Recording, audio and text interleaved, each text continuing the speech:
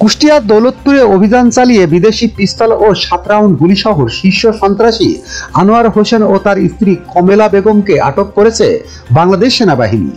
মঙ্গলবার 14 জানুয়ারি ভোররাতে দৌলতপুর উপজেলার মথুরাপুর ইউনিয়নের বাগুয়ার মধ্যপাড়া গ্রামের নিজ বাড়ি থেকে তাদের আটক করা হয়। কুষ্টিয়া সেনা ক্যাম্পের সূত্রে জানা গেছে, হত্যাসহ একাধিক মামলার আসামি আনোয়ার অস্ত্রসহ নিজ বাড়িতে অবস্থান করছে।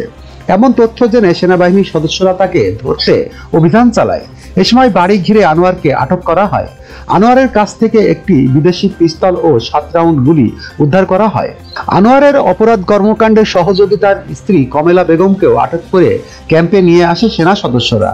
আনোয়ার হোসেন ও তার স্ত্রীর বিরুদ্ধে অস্ত্র আইন মামলা দিয়ে দৌলতপুর থানায় হস্তান্তর করা হয়েছে বলে সেনা ক্যাম্প সূত্রে জানা গেছে। এলাকাবাসী সূত্রে জানা যায়, আনোয়ার দীর্ঘদিন ধরে অপরাধ কর্মকাণ্ডের সঙ্গে জড়িত। অর্থের চুক্তিতেও তিনি হত্যাসহ বিভিন্ন অপরাধ সংগঠিত করে থাকেন বলে তার নামে অভিযোগ রয়েছে। এসব অপরাধে থানায় তার বিরুদ্ধে একাধিক মামলা রয়েছে।